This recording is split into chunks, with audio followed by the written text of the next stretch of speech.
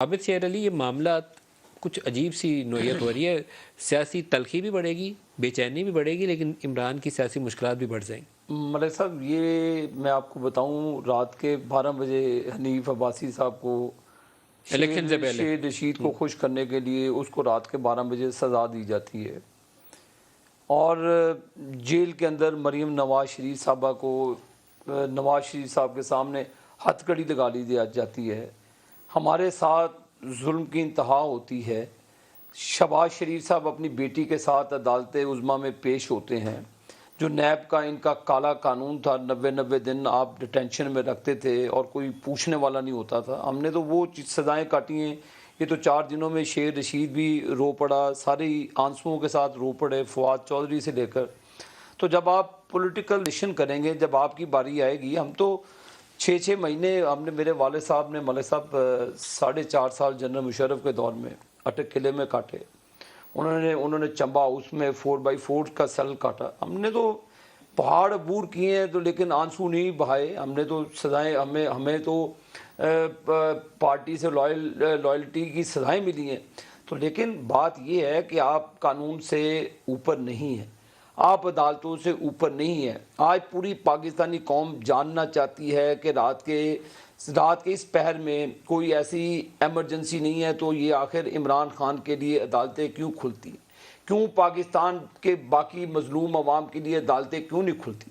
یہ میں سمجھتا ہوں کہ آج اگر عمران خان کو، یہ پریسیڈنٹ سیٹ ہو رہا ہے نا جی، کل خدا نہ خواستہ کوئی بھی ملزم ہو جس پہ آپ اس کی حفاظتی ضمانت نہیں لیں گے تو وہ بھی توقع کرے گا نا جی۔ اگر عام شہری پاکستان کا، جیسے یہ عمران باتیں کرتا ہے، ایک ہنستا بستا پاکستان جو ان کی انا کی بھینٹ چڑھا دیا، ہنستے بستے پاکستان کو۔ یہ ہینڈلرز کی آپ نے بات کی نا، عمران خان کی سنا رہے تھے ہینڈلرز کی بات، جو وہ ہینڈلرز اس کو لے کر آئے تھے، جن ہینڈلرز کے ذریعے نواز شریف کو ڈسکوالیفائی کیا تھا۔ کون لایا تھا؟ دیکھیں جی، آپ کے سامنے وہ کردار بے نقاب ہو گئے۔ کون ہے وہ؟ آپ اس سے پوچھیں، اسے کدھر گیا وہ بابا ڈیم، کیا نام ہے اس کا؟ بابا رحمتے، بابا رحمتے کا نام ثاقب نثار صاحب، جسٹس ثاقب نثار، ثاقب نثار ہے، جسٹس کھوسا ہے، جنہوں نے ظلم کیا۔ بس 2 ہی ہیں، دیکھیں جی، باقیوں کا نام ہینڈلرز کیوں نہیں، میں کیوں نہیں لے سکتا جی؟ وہ زمانے، اس نے کہا، عمران نے خود نام لیا، فیض کا بھی اور دوسرے کا بھی۔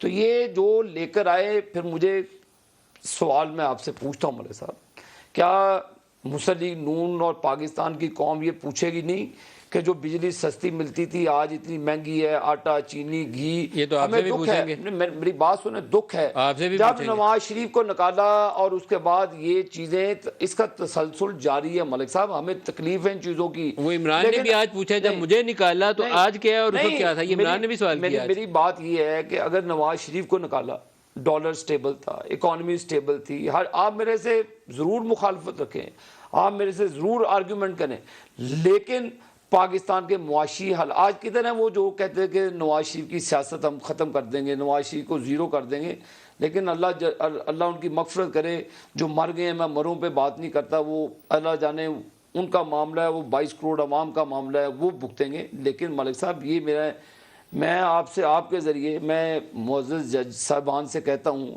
کہ کون سی ایسی آفت آ گئی کہ آپ رات کے 7 بجے، شام 7 بجے، اچھی بات ہے، انہوں نے ریلیف دیا، آپ کیوں ان کو کرٹیسائز کرتے ہیں ججوں کو؟ میرا سوال ہے، پھر یہ ریلیف پورے پاکستان کی عوام ملنا چاہیے، باقی لوگوں سب کو ملنا چاہیے۔ اگر عمران کو ملتا ہے تو وہ ریلیف پورے پاکستان کو ملنا چاہیے۔ اگر وہ عابد شیر علی کے لیے قانون ہے، وہ فیصل واڈا صاحب کے لیے بھی وہ قانون ہوگا، وہ ندیم ملک صاحب کے لیے بھی قانون ہوگا۔ یہ نہیں ہے کہ آپ عمران خان کے لیے ایک علیحدہ سوگات رکھیں اور باقی قوم کے لیے علیحدہ۔ وہ سائی صاحب کا بیٹا بھی وزیر تھا۔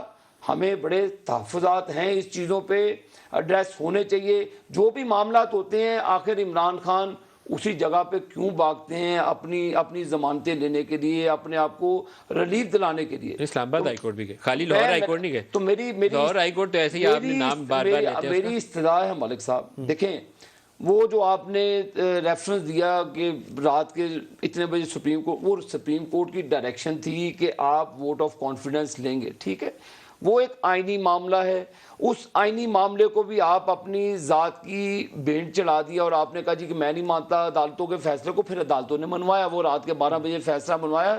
وہ میری خواہش پہ نہیں, وہ عدالتوں کی اپنی جو ورڈکٹ دی ہوئی تھی اس کی بنا پر انہوں نے رات 12 بجے کیے.